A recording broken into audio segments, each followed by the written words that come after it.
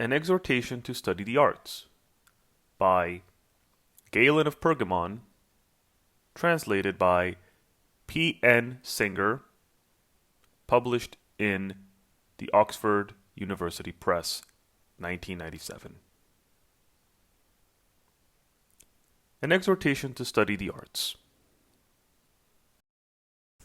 It is not clear whether so-called dumb animals are, in fact, entirely devoid of reason. Perhaps, though, they are not endowed with that form of reason which achieves verbal expression and which is known as external, they all nonetheless possess at least that form of reason within the soul which is called internal, although some to a more advanced degree than others. The crucial difference between them and man, though, is seen in the great variety of arts which this latter animal performs, and from the fact that man alone has the capacity for knowledge. He can learn whichever art he wishes.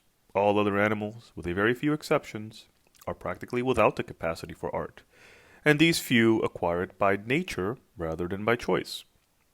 But it is not just that man is practiced in all their arts, mimicking the spider in weaving, molding as does the bee, demonstrating considerable skill too, in spite of being a land animal, in swimming. No, man also follows the divine arts. He emulates Asclepius in the art of medicine, Apollo in the same art, and in all the others which that god possesses, archery, music, and prophecy, and each one of the muses in her particular art. Man is not ignorant of geometry, nor of astronomy.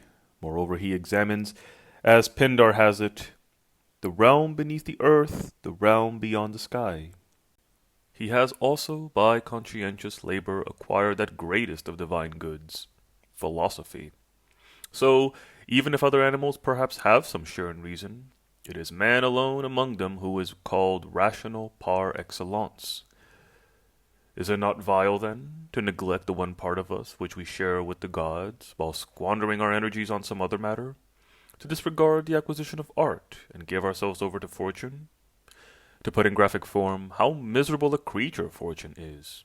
The ancients portrayed her not just as a woman, as if this were not a sufficient sign of inanity, but also with a rudder in her hands, with a spherical support for her feet, and without eyes. All this was intended to indicate the instability of fortune. On a ship that is fiercely tossed by a storm and flooded by waves that threaten to sink her, you would be a fool to hand the rudder to a blind helmsman. But it seems to me that in life, too, where greater shipwrecks frequently befall a house than befall a ship at sea, it is unintelligent, in such circumstances, to entrust oneself to a blind spirit, and one who is unstable into the bargain. She is also impressionable and stupid, that she frequently overlooks men of merit and enriches the worthless. But even these she does not enrich consistently. She frequently reappropriates what she has given them. But this spirit is followed by a considerable crowd of uneducated men. Although she is unable to remain in one place because of the rolling of the base she stands on, which carries her this way and that, sometimes over cliffs and into the sea, and there all her followers go under together, while she alone emerges unscathed, laughing at their pointless laments and accusations. Such are the deeds of fortune. Consider by contrast Hermes, and how differently the ancients, both painters and sculptors, have adorned his image, the lord of the word, and the practitioner of all art. A fine young man he is, and his beauty is not an acquired, superficial beauty, it is natural, and the excellence of his soul immediately shines through it. He has brilliant eyes and a sharp gaze, and he stands on the firmest and most stable of all bases, the cube.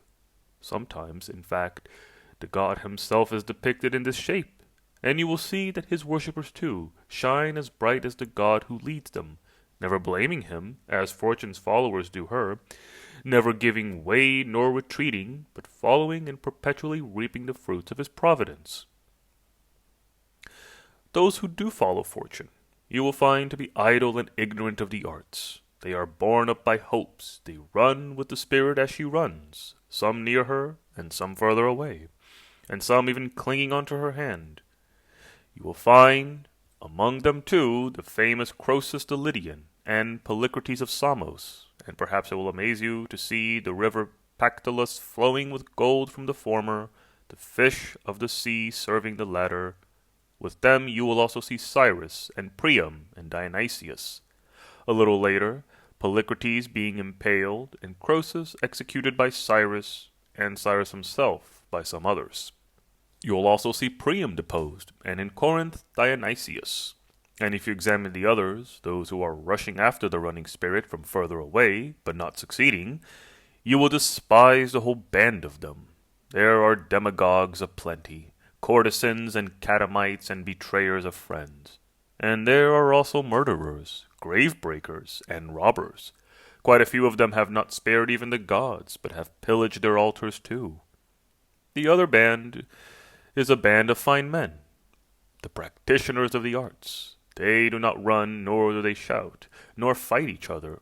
In their midst is the god, and about him they are all ranged in order, never leaving the place he has assigned them. Those nearest the god, forming a circle about him, are geometers, mathematicians, philosophers, doctors, astronomers, and scholars. After them the second band, painters and sculptors, grammarians, carpenters, architects, and after them the third order, all the other arts.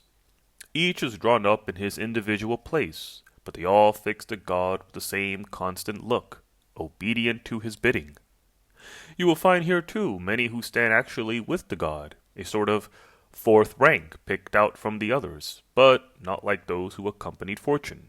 For political reputation, noble family, and wealth are not the criteria for this god. Rather, he honors those who lead a good life, excel in their arts, and follow his injunctions, practicing the art correctly. These, above all others, he keeps about him always. The contemplation of this band and of its character will, I fancy, conduce to emulation and, indeed, adoration.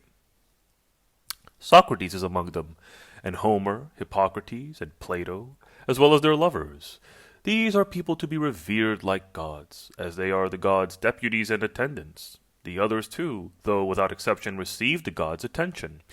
He not only cares for those about him, he goes to sea with the seafarers, and does not abandon the shipwrecks. Think of Aristippus' first reaction when his ship was destroyed and he was washed up on the coast of Syracuse. It was a reaction of joy to see a geometrical diagram on the sand. He deduced that he had arrived among Greeks, people of education, not among barbarians. Later on, reaching the Syracusan gymnasion, he uttered the following words: "Who will receive outcast Oedipus upon this day, with gifts of any kind?" As he stood there, people came up to him, and realizing who he was, immediately gave him all he needed. And when he was asked by some people, who were about to set sail for Cyrene, his own homeland, if there were any order he wished to give to his family, he said, "Tell them to acquire such possessions as would float with them in the case of a shipwreck." In similar situations, mean-spirited men, obsessed with wealth, have frequently seized gold or silver to gird their bodies, and in doing so have lost not only these possessions, but also their lives. Such people are guilty of inconsistency, for they are the first to prefer the skilled to the unskilled, even in the case of dumb animals. They prize horses trained for war and dogs for hunting more than any other kind, and they usually have their household staff trained in some skill, often at considerable expense. Nonetheless, they neglect their own education. But is it not disgraceful that the slave should be worth as much as 10,000 drachmas, while the master is not worth one? 1 drachma. No one would take such a fellow even as a gift. Can it be, then, that their own persons are the only thing that these people neglect, such as their failure to learn a single skill from anyone? We have seen that these men give training to brute beasts, and despise household staff who are lazy or untrained, and they even take care that their land and other possessions achieve their full potential. But meanwhile they pay no attention to themselves. They are unaware even that they have a soul. They are, clearly, equivalent to the reject servants. One might reasonably say to such a man, "Sir, your house, all your slaves, your horses, dogs, land, and other possessions are in a fine state, but you yourself are sadly neglected." I'm put in mind of two splendid observations, that of Antisthenes, who referred to the uneducated rich as golden sheep, and that of Diogenes, who likened them to the figs that grow on cliff tops. The fruit of this tree is eaten not by men, but by raven and jackdaws. The former item, meanwhile, is of no use to people of taste, but is enjoyed by flatterers, people who, once they have spent everything, will pass you in the street pretending not to recognize you. So perhaps even the comparison of such men to wells is not inopposite. When a well which once provided them with water dries up, people hitch up their clothes and urinate in it. And it is logical that those whose sole concern has been money should be deprived of that money, and at the same time deprived of everything that they have got by means of it. What else should they suffer, when they have achieved no good of their own, but have always been borne along on other people's, and on that of Lady Fortune? In a similar case are those who set great store by their noble birth, and boast about it. They, too, are suffering from a dearth of goods which they can call their own, and so they hit on the notion of race. They fail to understand that this nobility on which they pride themselves is like the coinage of a particular state, which only has currency with the inhabitants of that state. To everyone else, it is counterfeit. Your good birth, then, did you no benefit? Bad to have nothing. Birth did not feed me. The virtues of our fathers are, as Plato says, a fine treasure, but how much finer to be able to reply with Sthenelus, greater by far than our fathers, it is our boast to be. If noble birth has a function, it is surely just this, that it may produce the desire to emulate our ancestors' example. It will cause distress if we fall short of their standards of virtue, not least to our forebears themselves, if we assume that they have some kind of consciousness, and the shame it will cause to us is greater in proportion to the distinction of the family. Stupid people, who come from an insignificant family, derive a benefit from their birth, namely that most people will take no notice of their character. Those whose high, illustrious lineage allows them no such opportunity for obscurity necessarily suffer all the more openly. Moreover, a special disdain is reserved for those who fail to measure up to their breeding. If a fool makes reference to his illustrious lineage, his failing seems the less forgivable. For we do not judge or test ordinary men by the same yardstick as the high-born. The former are accepted even if they are quite mediocre, allowance being made for their poor birth. The latter will not gain admiration just for being much better than others, unless they also measure up to their forebears. So it is sensible to proceed to the practice of art, that art which will make you appear worthy of your family if it is a noble one, and if not, will enable you to adorn it. Remember the great Themistocles of old, when someone mocked him for his lowly birth, replied, "But I shall begin a line. My family will begin with me. Yours will end with you." We see, too, that even the Scythian Anacharsis succeeded in being admired for his wisdom, in spite of his barbarian race. Anacharsis was once mocked as a barbarian and a Scythian. "My fatherland," he said, "disgraces me, but you disgrace your fatherland." A very fine response to a worthless person who regarded country as the only source of honor. If you consider the facts, you will realize that citizens do not achieve renown by coming from such and such a city. In fact, the situation is exactly the opposite. It is good men, men who practice the arts, who cause their cities to be remembered. Whoever had heard of Stagira before Aristotle, or of Soloi before Aratus and Chrysippus? The fame of Athens herself has spread so far, not through some virtue inherent in her soil, but because of the people who were born there, a great number of outstanding men, who then share their fame with their native land. You can see the truth of this best from a consideration of Hyperbolus and Cleon. Did they not gain more from Athens than they could have from anywhere else, in terms of the fame of their ill deeds? Once their name was swine, the Boeotians, says Pindar, and again, if we escape the Boeotian swine, meaning that the whole nation's reputation for Philistinism is destroyed by his lyric poetry. How praiseworthy, too, was that Athenian lawgiver who forbade anyone not teaching an art to be supported by his son, for all art must be studied precisely at the time when the body is at its peak of beauty. But it often happens that the young gain so much attention because of their good looks that they take no care of their souls. Then, when it is too late, they say, "I wish this beauty that destroyed me so had been destroyed."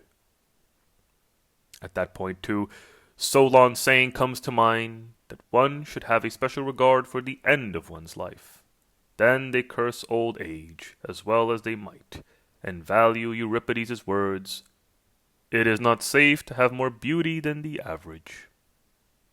It would be better to realize that a young man's prime is like the flower of spring, a short-lived pleasure, and to agree with the poetess of Lesbos, "The one is beautiful to eyes alone, the other virtuous, has beauty too." Solon, too, is persuasive when he says, in support of the same opinion, that one should prepare oneself for old age, as for a hard winter, fitting oneself out with shoes and clothes, with shelter, and with many other things besides. That is how a good helmsman would prepare, a long time ahead, for the bad weather. How wretched to have to say, "The deed once done, the fool saw it." What use could a young man possibly be who was pretty but had no training? Would he be any use in war? It might well be said to him, "But you, go back to the soft delights of the bedroom. Home with you now, and do your own work there." And what about Nereus? He was the prettiest of all there at Troy, but feeble. That is the reason, it seems to me, that Homer mentions him only once in the catalogue of the ships, to show that the prettiest men are useless if they have no other accomplishment. Beauty is not even useful for the acquisition of money, as some wretches maintain. All free, respectable, reliable money-making comes about by art. That which derives from bodily charm is disgusting and universally despised. The young should follow the old maxim, they should look at themselves in a mirror, and if they are physically beautiful, take pains to make their soul so too, on the ground that it will be absurd to have a bad soul in a fine body.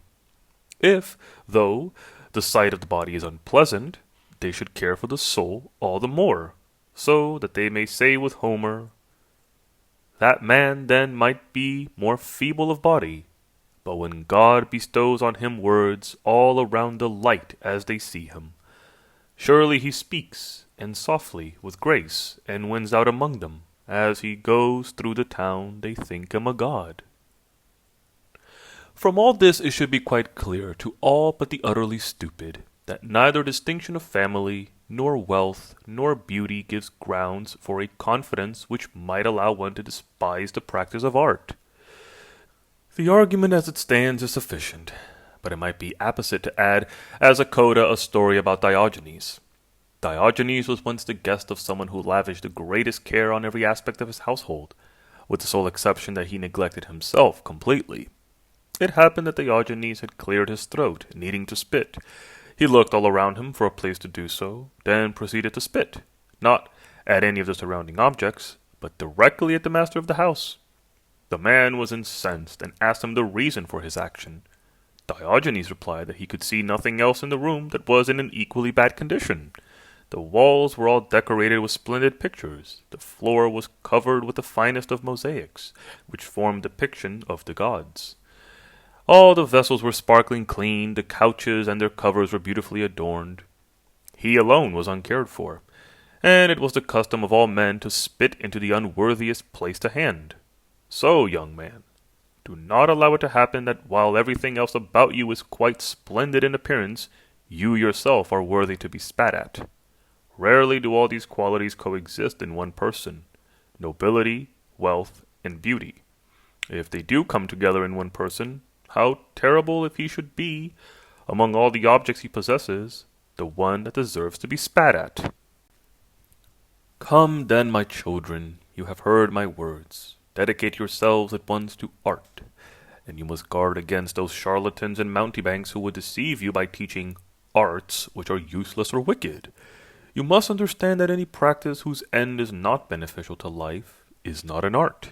In the case of acrobatic activities, such as tightrope walking or spinning in a circle without becoming dizzy, feats of the sort performed by Myrmecides of Athens or Callicrates of Sparta, I'm sure that you're quite well aware that none of these is an art. The only one that worries me is athletics. Athletics holds out the promise of strength, brings with it popular fame, and is rewarded by our elders with financial payments, as if the athletes were some kind of public heroes. There is danger that it may deceive some young men into supposing it is an art. We had best investigate it, then. Deception is always easy in any subject of which one has made no previous investigation. The human race, my children, has something in common with the gods, and something in common with the brute beasts, with the former to the extent that it is possessed of reason, but with the latter to the extent that it is mortal. Better then to realize our kinship with the greater, and to procure a training by which we may attain the greatest of goods, if we apply it successfully, and, if unsuccessfully, at least we shall not suffer the same of being inferior to beasts without reason. Now, the athletic training of the body is, when it fails, the ugliest thing imaginable. Its successful application, meanwhile, still makes us no better than dumb animals. Who is stronger than a lion or an elephant? Who faster than a hare? And surely everyone knows that, even as the gods are praised above all for artistic accomplishments, so too among men the most excellent are thought worthy of divine honor, not for running well in a competition, or for throwing a discus or wrestling, but for the benefits they confer by virtue of their art. Whether Asclepius and Dionysus were originally men or gods, the reason they deserve the greatest respect is the art of medicine, in the former case, and, in the latter, the fact that he taught us the art of the grape. If you do not believe me, at least have some respect for the Pythian Apollo. It was this god who called Socrates the wisest of all mankind, and who addressed Lycurgus in these words: "You come, Lycurgus, to my goodly home, beloved of Zeus and all the gods on high. I doubt whether to call you man or god, but God, Lycurgus, do I rather choose." The same god, the Pythian Apollo, also displayed his extraordinary respect for Archilochus when he died. Archilochus's murderer tried to enter his temple, but was prevented by the words, "O slayer of the Muses' friend, depart." Tell me, then, what titles are conferred on athletes? Do not say that you have no reply to this, unless you reject evidence from this source as unreliable. That is indeed the conclusion that seems to be indicated by your appeal to popular opinion, and your drumming up of popular support. And yet I'm quite sure that if you were sick, you would not put yourself in the hands of the common masses. You would turn to a very select few, namely, those with the best medical training, just as, on board a ship, you would trust one man, the pilot, rather than all your fellow travelers. The same applies in small matters. If you were building something, you would trust a carpenter, a shoemaker, if you needed shoes. So how is it that in this matter of prime importance you allow yourself to be arbiter of the debate, and deny judgment to men wiser than you, not to mention the gods? Consider Euripides' opinion of athletes. "Of every evil in this land of Greece there is none worse than the athletic tribe. First, they are ignorant of how to live, unable to, for how could such a man, the slave of jaw, the victim of his paunch, attain a living to sustain his line?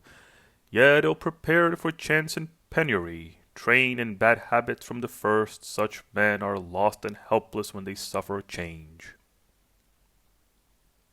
He has something to say, too, about the uselessness of their individual practices. Listen to this.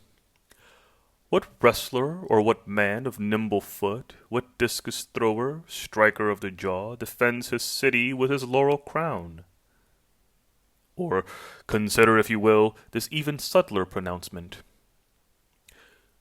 "Will they, then, fight the enemy so armed with discus, or will running on the shield scatter the country's mortal enemies?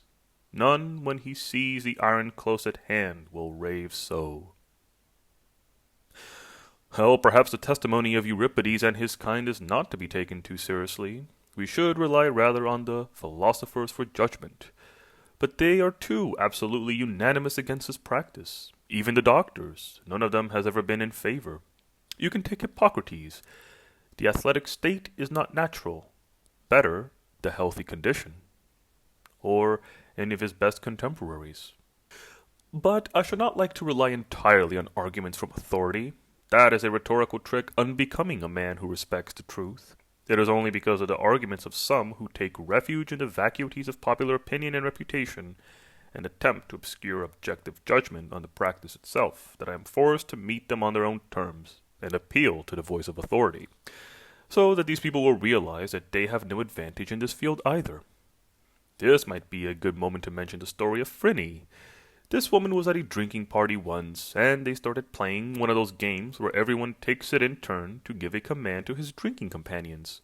Phryne had noticed that there were women present who had made themselves up with alkanet, white lead, and seaweed. She ordered water to be brought. The women had to take some in their hands and dip their faces in it once, then immediately wipe them with a napkin. Phryne herself went first.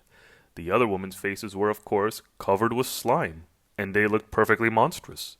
But Phryne looked better than before. She alone had used no makeup, but relied on her natural beauty, without recourse to cosmetic tricks. Of true beauty, then, one can only make an accurate test when it is seen as it is, stripped clear of all extrinsic adornments. It is the same with athletics. You can only reasonably examine its worth by seeing whether it is of any benefit to the state as a whole, or to the private individuals who practice it. Of natural goods, some belong to the soul, some to the body, and some are external. There are no others apart from these three types. Now, that athletes have never, even in a dream, enjoyed the goods of the soul is clear to everyone. To begin with, they are unaware that they have a soul, so far are they from understanding its rational nature, because they are always occupied in the business of amassing flesh and blood. Their souls are, as it were, extinguished in a heap of mire, unable to contemplate anything clearly, mindless as beasts without reason. There might be some dispute as to whether they possess bodily goods, but in fact there exists no more dangerous bodily state, if Hippocrates is to be believed. He describes the peak of good condition, which these people pursue, as dangerous, and he says, "Practice for health, moderation in food, confidence in labor." This is a very fine saying of Hippocrates and universally respected, but athletes do quite the opposite. They overexert themselves, overfill themselves with food, and completely ignore the great man's advice, just like drunken revelers. Hippocrates' prescription for the healthy life was labor, food, drink, sleep, sex, moderation in all. These people daily exceed the proper measure in exertions, and force themselves to eat, and they frequently carry on eating into the middle of the night. In fact, it might reasonably be said of them, mortal warlords and gods were all sleeping soundly, bound in the softness of dreamland all night long, but sleep came not to the wretched souls of the athletes. The pattern of their sleep itself is also immoderate. At the hour when ordinary men return from their labors and require food, athletes are just getting up from their sleep. Their life is thus like that of pigs, except that pigs do not overexert or force-feed themselves. Athletes do both these things, and in some cases, even scrape their backs with oleander. The old master Hippocrates, apart from the lines already quoted, also says this: "Great and sudden changes are dangerous. Filling or emptying, heating or cooling, or moving the body in any other way. For," he adds, "all large quantities are inimical to nature." Athletes pay no heed to these words, nor to the others. Every one of Hippocrates' fine sayings passed them by. Their very activity contravenes the dictates of health. I would say, in fact, that athletics is the cultivation, not of health, but of disease. And I think Hippocrates is of this opinion too, as shown by his statement, "The athletic state is not natural, better the healthy condition." By this he doesn't just mean that athletic practice destroys what is natural, he even uses the word state, refusing it the name of condition, which is always applied by the ancients to the truly healthy. A condition is a stable state, which is not readily changed. That of athletes is a peak and is dangerous and liable to change. Further, it admits of no improvement precisely because it is a peak, and since it cannot remain the same, it is bound to succumb to deterioration. Such is the state of the practicing athlete's body. When he gives up, it is even worse. Some die after a short time, some live for a little longer, but none actually reach old age, or if they do, they are as bad as Homer's prayers, limping, all shriveled up, deprived of sight. At the end. When walls have been shaken violently by siege engines, the remains are easily swept away by any slight accident. They will not survive an earthquake, let alone some heavier attack. It is the same with the bodies of athletes. They have become weak and unsound because of the blows sustained in this regime, and are ready to succumb at the slightest provocation. Often hollow spaces have developed around their eyes, and as their strength subsequently diminishes, these spaces fill with fluid. The teeth have been shaken up so much that when their power weakens a little, they tend to fall out. The joints, which have been twisted, become too weak for the exigencies of life, and wherever there has been a breakage or rupture, it readily reopens. In terms of health of the body, then, it is clear that no other breed of men is as badly off as that of athletes. One might, in fact, surmise that athletes had been well named from the word athlios, or that this word for miserable had derived from the word athlete, or perhaps that both take their name from a common source, the term athliotes, misery. We've been considering the greatest good of the body, that is, health. Let us turn to other bodily goods. As regards beauty, athletics is very far from contributing to it. Indeed, men have frequently started off with very well-proportioned bodies, been taken by athletic trainers, fattened excessively and filled with blood and flesh, and ended up in quite the opposite state. Some have also had their faces quite distorted and disfigured, particularly the practitioners of all-in wrestling or of boxing. It is when they get a limb completely broken or twisted or lose an eye that the full beauty of the sport appears in all its clarity. These are the adornments their beauty enjoys so long as their health endures. When they come to give up athletics, their remaining organs of sense go too, and all their limbs, as I have said, are distorted and cause every kind of deformation. Well, perhaps athletes lay no claim to health or beauty, but only to strength. For one thing is sure, they say that they are the strongest men in the world. Now, just what kind of strength are they talking about? And what on earth is its point? Is it useful for agriculture? I should certainly like to see them digging or harvesting or sowing or doing anything of practical value on a farm. Is it useful for war? Again, I refer to Euripides and his words of praise. Will they then fight the enemy so armed with discus? For indeed, none when he sees the iron close at hand will rave so.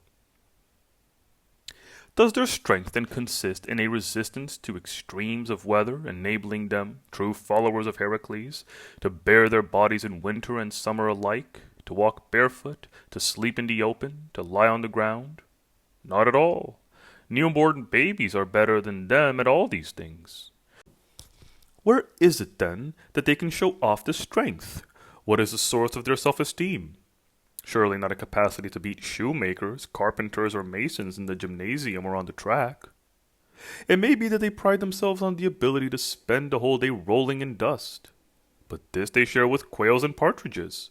And if it is an accomplishment to be boasted of, so too, I suppose, is the ability to spend all day washing in muck. But what about the story of Milo of Croton? He once did a lap of the stadium with a sacrificed bull on his shoulders.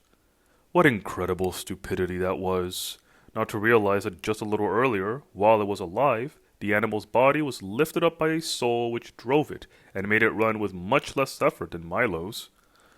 But of course, that soul counted for nothing in comparison with Milo's. Milo's death, too, bore witness to his stupidity. One day he saw a youth chopping wood lengthwise by the application of wedges. He laughed at the fellow and pushed him aside, reckoning to split it with his bare hands. He expended all his energy on his first attempt, by which he pushed apart the two connected legs of the piece of wood. In the process, the wedges fell away. Milo was unable to part the remainder of the piece. In spite of a huge effort, in the end, he succumbed and, failing to move quickly enough, got his hands stuck as the two parts of the wood came together again. First of all, his hands were crushed. Later, they were the cause of Milo's own miserable end. Much good his lifting of the dead bull in the stadium did to prevent his suffering. Or perhaps you think that it was efforts such as this that Milo expended on the bull which saved Greece in the war against the barbarians. It could not rather have been Themistocles' good judgment, could it? First of all, in interpreting the oracle correctly, and then in conducting an exemplary campaign. It has been shown beyond all doubt that athletic training is of no use in any practical context, but it is possible to show, too, that even in their own field of endeavor they are worthless. Let me recount a story which was once turned into an epic by a man of great talent. It goes like this. If by Zeus's will it happened that there should be harmony and concord among the animals, with the result that the herald in Olympia could call on all kinds of animals as well as men to enter the stadium, not a single man would win a crown. For, he says, best at long distance racing is the horse. The hare will win the sprint quite easily. First, in the double course is the gazelle. No mortal man could win a prize for running. O wretched race of men who train for naught. Nor would even a child of Heracles turn out stronger than an elephant or lion. Even a bull would win, I suppose, in boxing. And the ass, he goes on to point out, if he so wishes, can use his foot as a weapon, and carry off the crown for fighting. In the vast chronicle the ass will be set down. He once beat men in the all-in. The 21st Olympiad saw the triumph of Breyer. This delightful tale demonstrates that athletic power is not one of the human accomplishments, and yet, if athletes do not hold the field over animals in strength, what good do they partake of? You may say that bodily pleasure is a good, but they do not enjoy this either. Not while they are training, certainly, nor afterwards. During their athletic activity, they are in miserable pain, whether from their exercises or from the enforced eating. When they stop, most parts of their body become deformed. Again, you may say that they are respected for their money-making ability. In reality, you will find that they are all in debt, both the practicing athletes and the retired ones. One never comes across an athlete who is better off than the average well-to-do householder. Besides, making money by one's own effort is not in itself admirable. It is only admirable if one has true understanding of an art, the kind of art which will float with one in the case of a shipwreck. This is not something which belongs to those who manage other people's financial affairs, nor to tax farmers or merchants. Such people get more money from their activities than anyone. But if they lose their money, they are also unable to perform these activities since they require a certain minimum financial outlay. Without this, they are unable to return to their former practice, and no one will lend them money without some pledge or security. So, if what is required is a training that will lead to a secure livelihood, which is at the same time honorable, the answer is a lifelong dedication to art. Now, there is a basic distinction in kinds of art. There are the high arts, which are associated with reason, and there are the less respected arts, which are performed by bodily labor, the arts generally known as banalsic or manual. Clearly, the former kind is the more desirable accomplishment. The latter tends to give out when its practitioner reaches old age. The former includes medicine, rhetoric, music, geometry, mathematics, arithmetic, astronomy, grammar, and jurisprudence. The arts of sculpture and drawing may also be included. Though they are manual in their performance, they do not require the strength of a young man in his prime. Unless, then, his soul is completely bestial, a young man should take up and practice one of these arts, and best of all, would be the finest of them, which, in my opinion, is medicine. But this point will be demonstrated in my next book.